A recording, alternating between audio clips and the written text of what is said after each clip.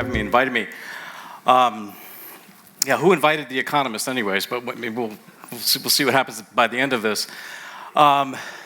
So this morning was, a little bit depressing for me, but I am from the dismal science, so we'll see if we can ramp up the level of concern for humanity a little bit farther.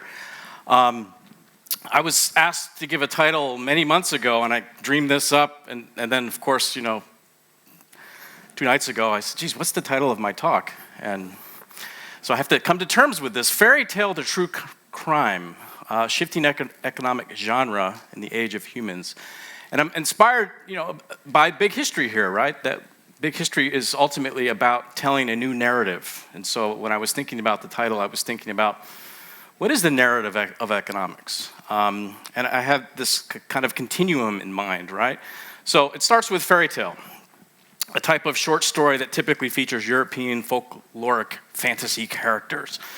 And this is certainly the economics that I learned in graduate school, and I want to pick that apart a little bit about what fairy tale economics is and what it is not, and how economics has been, in my estimate, one of the social sciences that is probably most distant, most disconnected from the modern contemporary understanding of the world that you heard so much about this morning.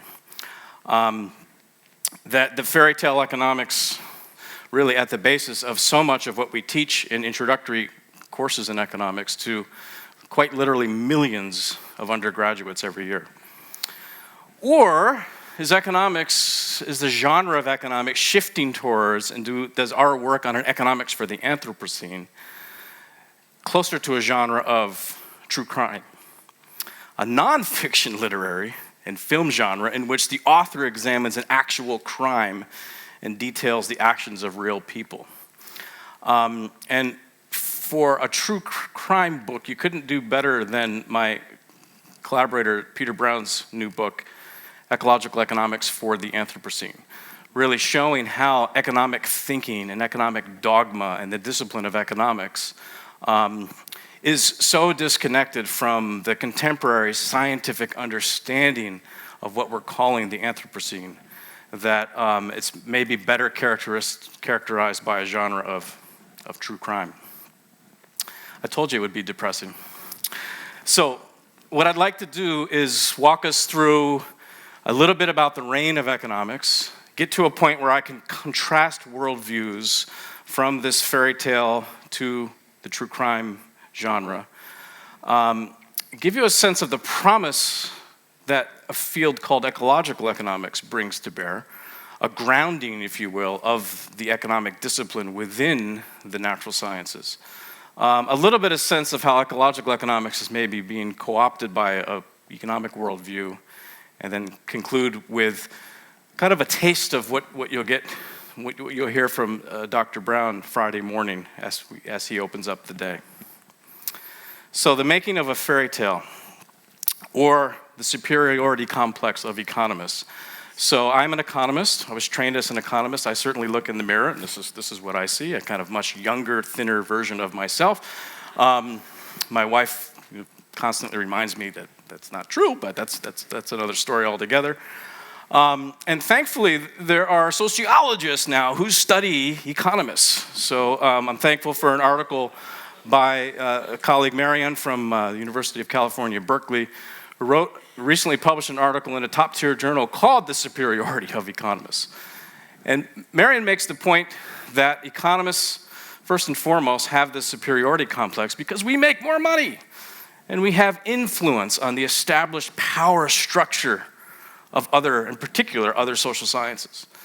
And she cites a book that's coming out by the University of Chicago Press called Finance in the Common Good, that has a finding that 40% of the income of economic authors in fields such as industrial organization and finance come from consulting activities with business and government. So economics is kind of, not surprisingly, meant to perpetuate a status quo that we'll talk more about in my short time. According to economists, economics is the most scientific of the social science disciplines. A colleague of mine, David Cullender at Middlebury College, did a survey of economic graduates from top-tier elite programs. Okay, and those are considered kind of the top 5 big programs in the US, at least, schools like Chicago and Princeton and Harvard. And 77% agree with the statement that economics is indeed the most scientific of the social science disciplines. So an article by Ed Lazier in the Quarterly Journal of Economics sort of elucidates this superiority complex. The ascension of economics results from the fact that our discipline has a rigorous language that allows complicated concepts to be written in relatively simple, abstract terms. The language permits economists to strip away complexity that may add to the richness of description, but it also prevents the analyst from seeing what is essential. So all that nonsense that you heard this morning about complexity, right? Throw it in the garbage, right? Economists say you got to get it down to a very simple, atomistic system of a selfish, rational agent who doesn't care about the future, doesn't care about people around him or her, is what Thorstein Veblen called in 1899 a homogeneous globule of desire. Okay?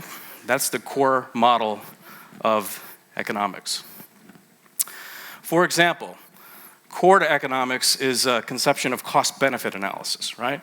That at the margin we can measure the next benefit, the next cost of doing an action, and quite logically walk through an exercise of deciding whether or not to do that action. So for example, Kip Viscusi, a professor of law and economics at Harvard University, most known for his work on estimating the statistical value of a human life, did a quite well-known and cited piece of work for the National Bureau of Economic Research called Cigarette Taxation and the Social Consequences of Smoking. And using the impeccable logic of the economic model, came to the conclusion that most of healthcare costs come at the end of human life, and rather than taxing cigarettes, we should be subsidizing cigarettes to encourage smoking and to reduce the tremendous burden of healthcare on society. The economic logic was impeccable. Carlin and Sandy, in a top-tier journal, the Economic Journal, published an article on estimating the implicit value of a young child's life. And to do that, they estimated the time that a mother saves by improperly buckling her son or daughter into a car seat.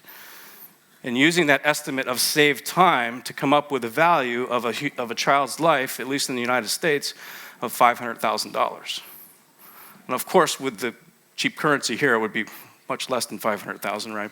$350, something like that. But again, using the logic of cost-benefit analysis, the marginal revolution of economics, to quite easily tease out these kinds of economic values to make rational public policy choice. And one other example, Colin Clark, a bioeconomist from the University of British Columbia, emeritus professor there, quite convincingly did a piece in 1973 in the Journal of Political Economy that showed if you follow the economic logic to a T, that profit maximization leads to the extinction of species, particularly slow-growing species, right, like whales. We could pick on cost-benefit analysis a little bit more, but Herman Daly, a colleague of ours in ecological economics, really kind of the modern father of ecological economics, did an article called When Smart People Say Dumb Things, or something like that. And he quotes, for example, William Nordhaus, who's been a very, very influential climate economist, as saying agriculture, the part of the economy that is sensitive to climate change, accounts just for 3% of the national output. This means that there's no way to get a very large effect on the US economy. Colleagues of Nordhaus at Cambridge have said similar things, that agriculture is 3% of national output, and even if you lose half of agriculture, that's not a very big economic impact. So this kind of marginal analysis and marginal thinking is really quite writ large in the core mainstream of economic thinking. The Nobel laureate Robert Solow, the world can in effect get along without natural resources, so exhaustion is just an event, not a catastrophe. There's an implicit assumption in the science of economics, right, of substitutability. And that sustainability is just simply making sure that future generations are as well off as ours by substituting resources for one another, substituting, in this case, technology for natural resources. Cost-benefit analysis, we could go on and talk about its assumptions of straight-line discounting that fields like psychology have since disproved. Uncertainty is always and everywhere reduced to risk, okay, and our climate change economics models, which are largely the result of a kind of wait-and-see strategy of the United States over the last 2 decades, was because of a climate economy model that reduces uncertainty to risk. And all kinds of monetary framing effects that when you put things in money terms, people actually behave kind of like the money model says we should. Selfish, self-interested, not thinking about the future. So there's all kinds of framing effects that we can talk about when it comes to cost-benefit analysis.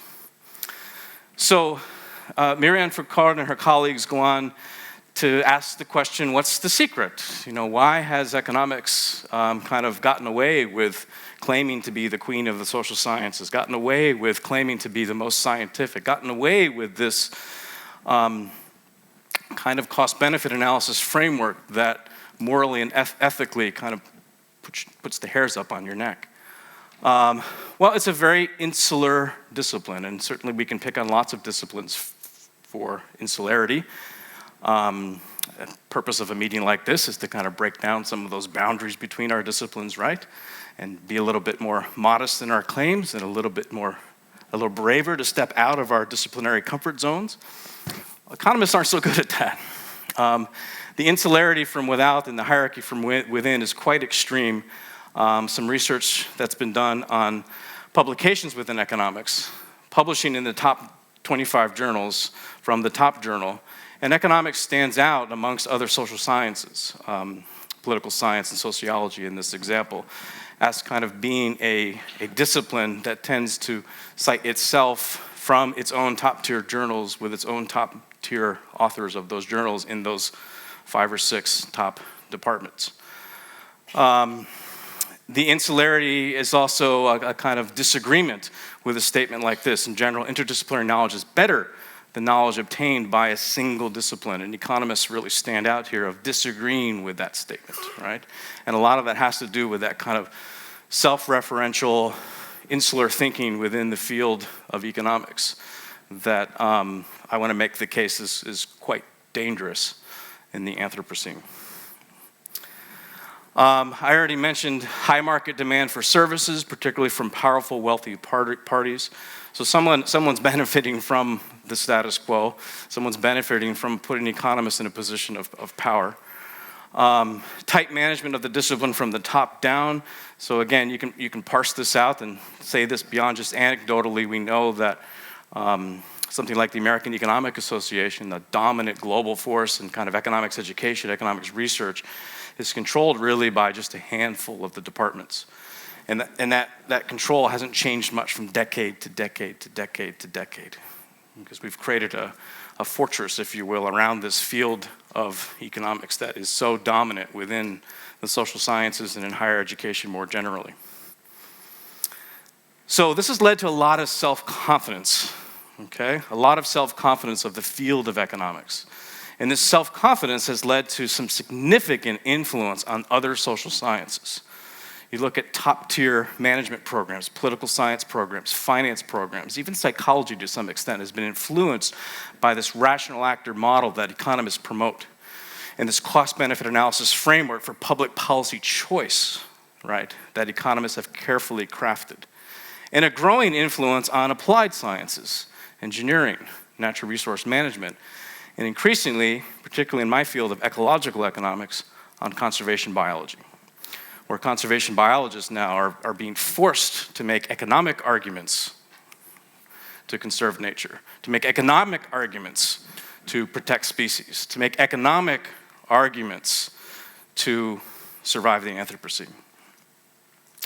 This extension of rational choice theory is known by many to all kinds of social problems. The economist Gary Becker from the University of Chicago won a Nobel Prize for this extension of the rational choice theory to questions of discrimination, crime, marriage, divorce, and increasingly questions around the value of the ecosystems themselves, right? What are they worth to us, this species that is getting a geological epoch named in our honor?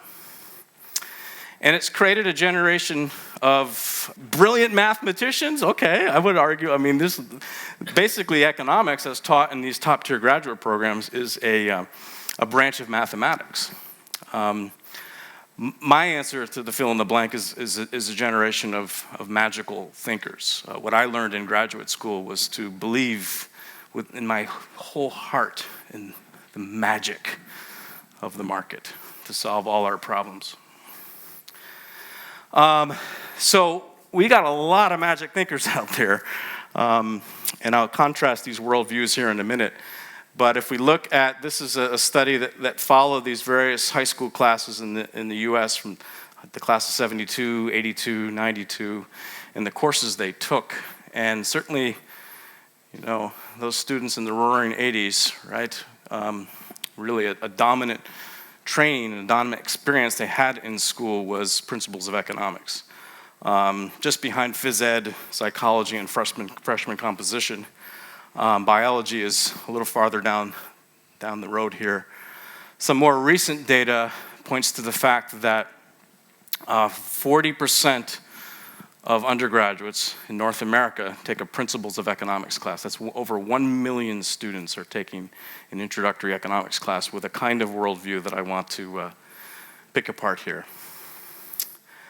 Most popular majors for post-secondary students right now, and this is again North American data looking at the United States.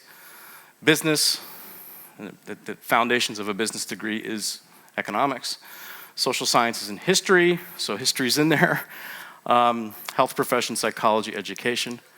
At the master's level, business really stands out as the most popular degree at the master's level, with a core foundation of business education being neoclassical mainstream market-based economics. A colleague of ours, Tom Green, did his graduate work at the University of British Columbia and analyzed the themes, the environmental themes such as sustainability that is taught in all of these introductory economics courses. That's taught to the 1 million+ students graduating from North American institutions with an economics training as part of their background. And I was kind of pleasantly surprised that sustainability was this high in textbooks, you know, 3, 4, 2% of the content of textbooks referring to sustainability, referring to environmental arguments. But a little more accurate is that most of this content falls in those optional chapters on externalities or those optional chapters on public goods that when you look at the actual curriculum and the syllabi aren't taught. So it's in there, but it's often not taught. And what is taught goes directly against the core message of our introductory textbooks and our introductory classes. Core message, for example, and I'm selecting some quotes from Tom Green's book. He did a full content analysis of all of the best-selling introductory economics textbooks. A core message of humans have unlimited wants. And there's really no distinction between necessities and luxuries. There's, you know, in economics, you're really not allowed to do interpersonal utility comparisons. You're not allowed to say that my choice is better than yours, or that someone should give up luxuries in order to provide necessities for someone else. That is not allowed in the economic framing of the world. Most economists, however, agree that absolute limits to growth are not relevant, right? And this continues the kind of bashing of the limits to growth work of the 70s and 80s and 90s continues to be a dominant theme in our teaching in economics because growth in mankind's ingenuity has offset the effects of larger populations, right? Economics tells a story of the power of technology and the power of markets, right? And the power of incentives to continue to plow through any kinds of resource barriers that we might be confronted with. And just to continue here, Princeton Review, so every US high school student lands in their guidance counselor's office and they get the Princeton Review out and they get advice for what they should study. And this list of what you should study is based on salary, employability, and popularity.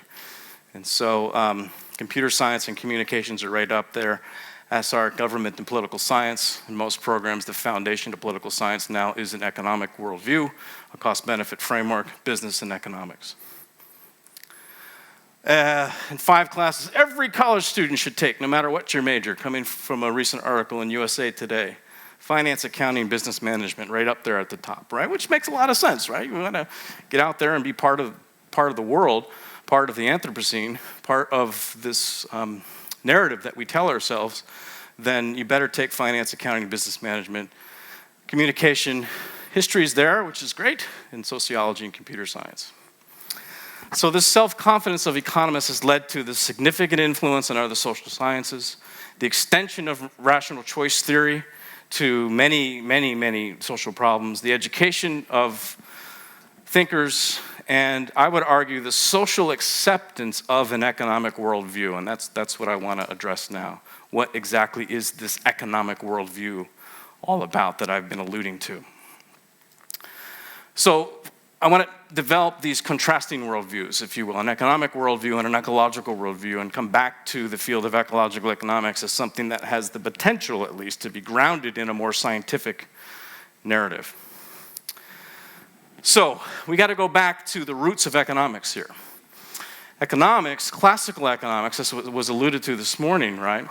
Actually, Adam Smith and Ricardo and Mill, they wouldn't have called themselves economists. They would have called themselves moral philosophers. Okay, the roots of economics was in philosophy. This led to the era of classical economics of the 17 and 1800s. And classical economics was developing along the same time as a theory of evolution by natural selection, along the same time as the writings of Charles Darwin. In fact, Ricardo and Darwin were kind of borrowing ideas from each other. But there was a big split. There was a big split between classical and what we call today neoclassical economics. Neoclassical economics really emerged in the 1860s and 1870s, not as an outgrowth of classical, but really as a challenge to classical, as an attempt to make economics more scientific, believe it or not, and less philosophical, right? More rational and less moral. And neoclassical economics reached back to physics, reached back to classical physics, reached back to the mathematization, the mechanization that physics provides the economist in the sort of toolkit of equilibrium.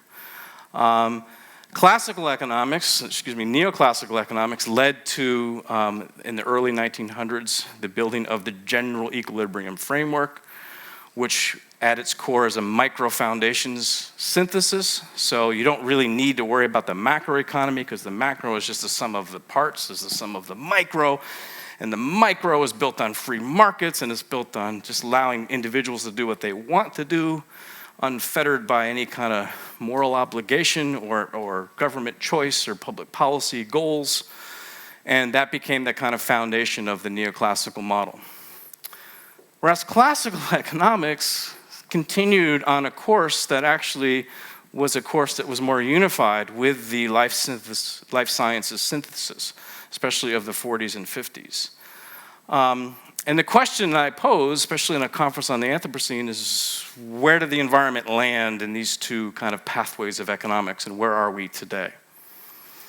So this split between the classical and neoclassical. The neoclassical is fast forward one, okay? So the story here is that the neoclassical economic synthesis is what's taught today. The neoclassical, of course, has its roots back to Malthus, Ricardo, Mill, where production, the creation of the economy, creating something, actually had a physical basis.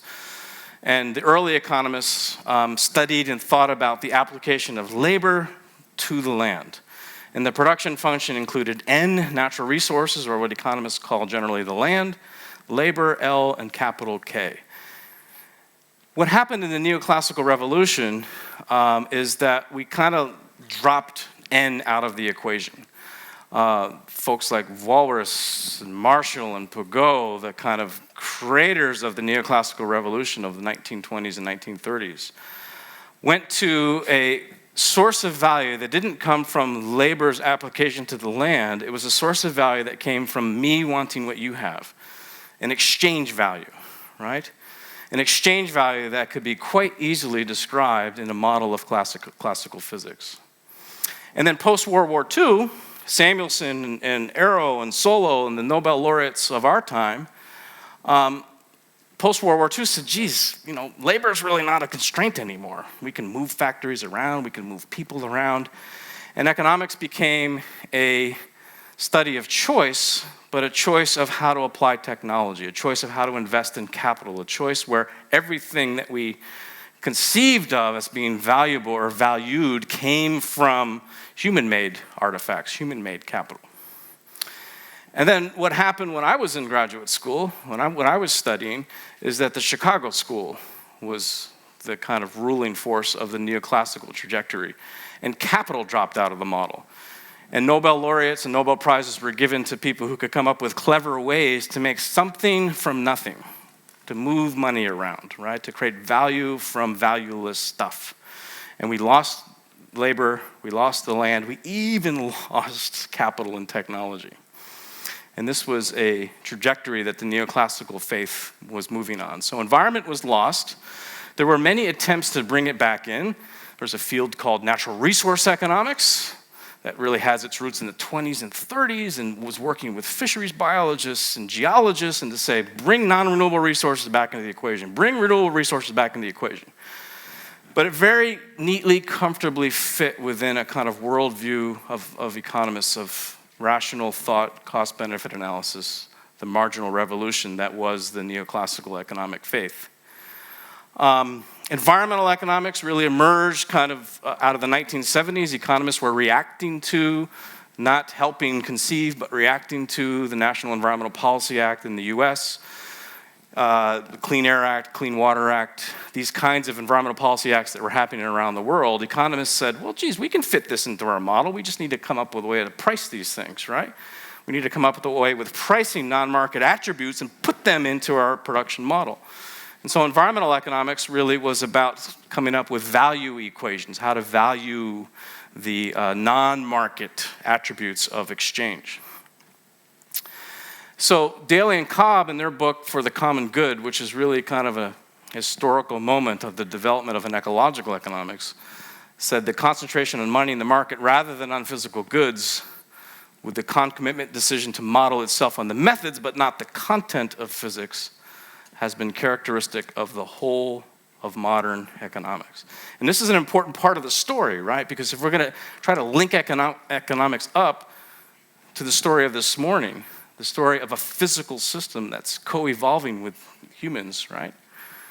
We need a physical basis for production. We need a physical basis for that exchange. We need a physical basis to understand the constraints and opportunities of the economic system. And that has been largely lost. So this has led to an economic worldview that absolutely, always and everywhere, has humans as the species of concern, and that's a critique that you can apply to just about any of our disciplines. An economic worldview that treats environment as a resource to be efficiently managed. The environment, in fact, is a sector of the economy, right? The economy is the environment is a subsystem of the economy and not the other way around in the conceptualization of the economic model.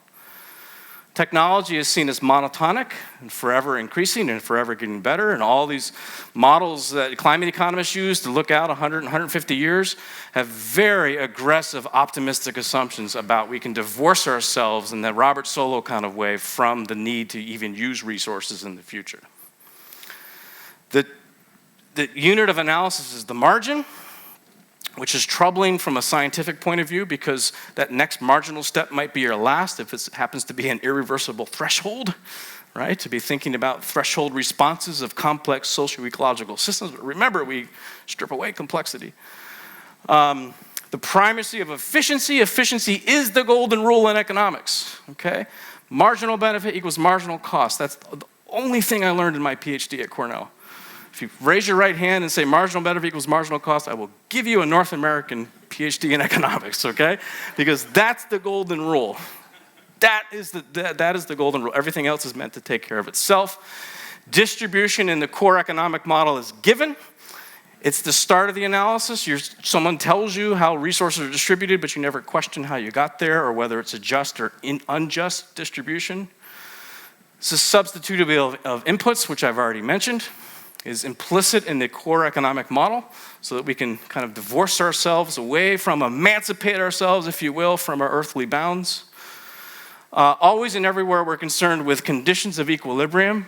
Economics is a branch of mathematics, a theoretical branch of mathematics is largely about, this is my conclusion, what are the conditions for equilibrium that I need to set up to reach that conclusion? And progress is seen as deterministic.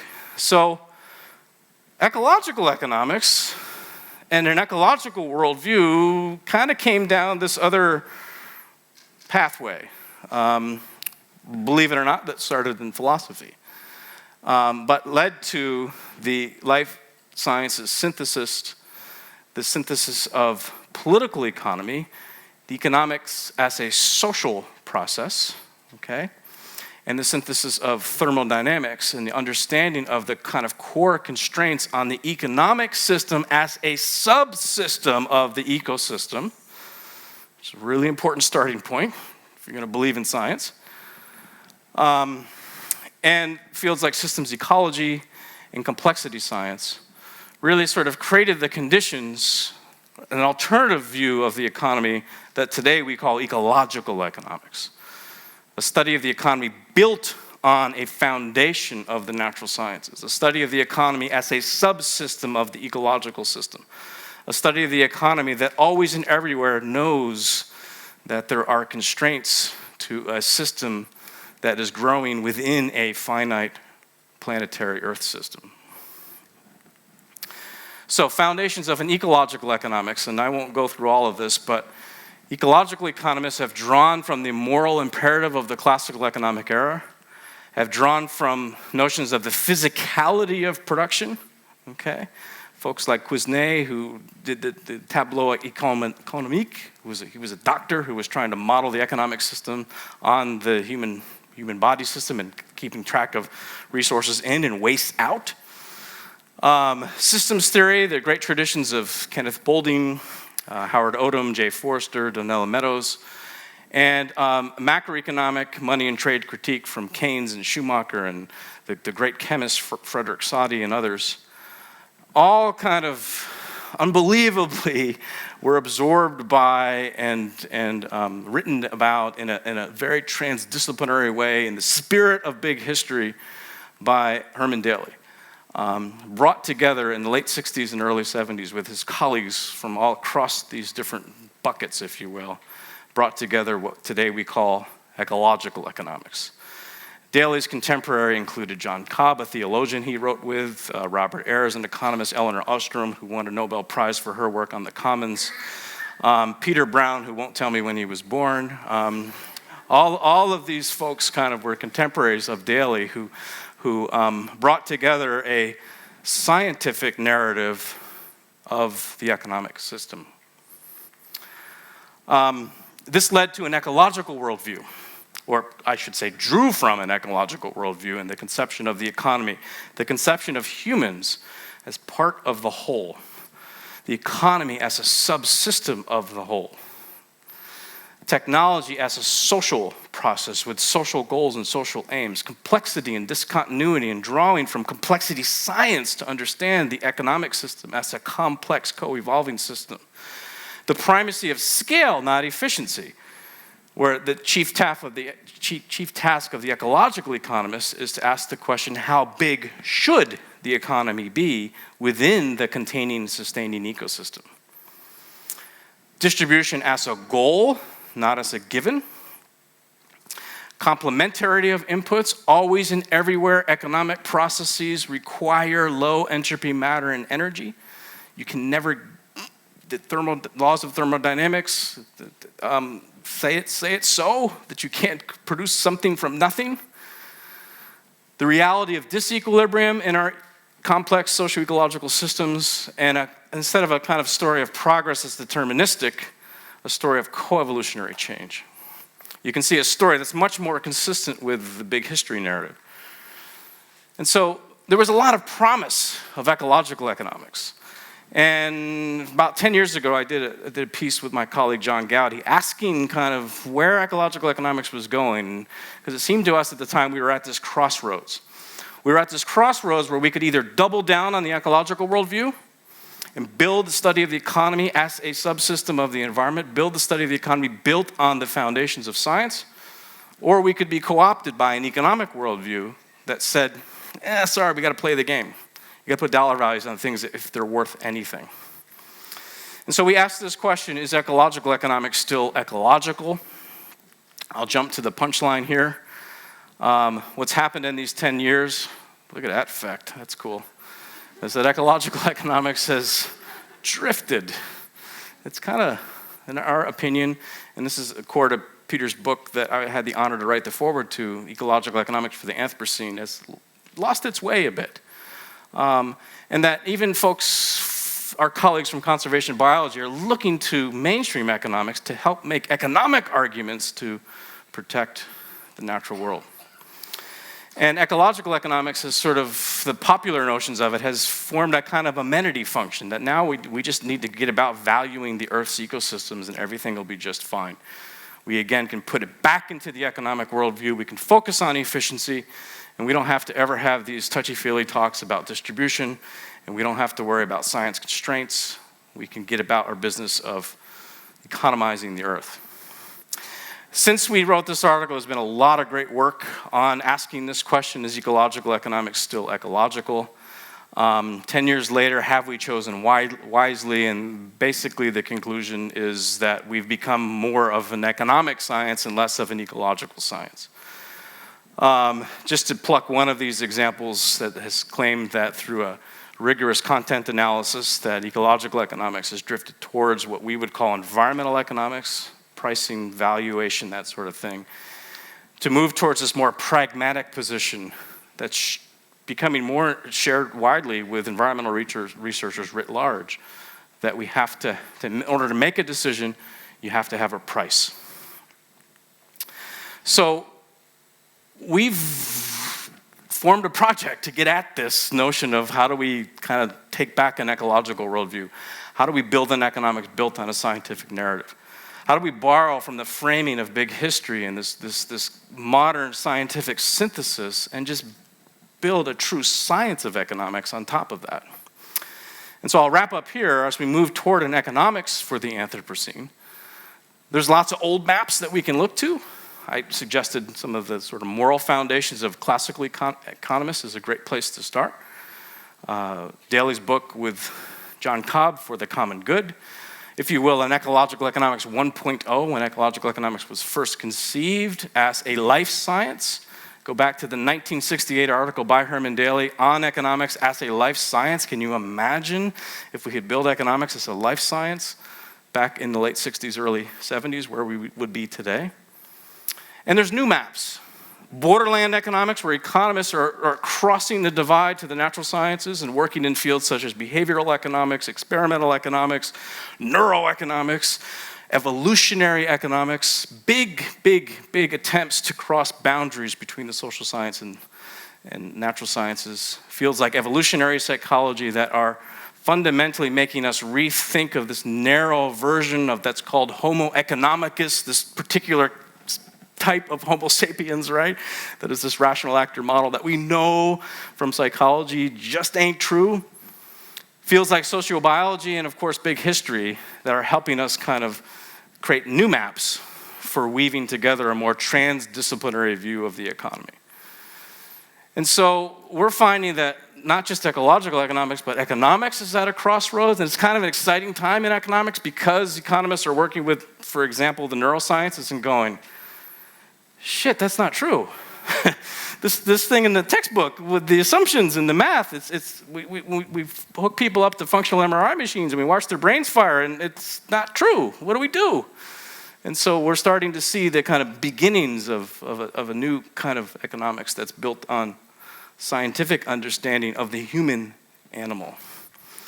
Economics can be a helpful servant, but makes a terrible master. We need economists, right? We need the economists as technician to help us measure these things and figure stuff out, right? But the economic worldview is, in my view, largely responsible for the destruction of the earth, the bad Anthropocene, if you will. And ecological economics shows some potential by embedding the economy in society in ecosystem, but is in danger of being captured by this economic worldview. And we really need to come to terms with this contrast between an economic worldview and an ecological worldview. So we've built a project called Economics for the Anthropocene to do just this, and I'm happy to say that Macquarie University is a partner with us. S is the Big History Institute. You can check out all the details at e4a-net.org. Thank you very much.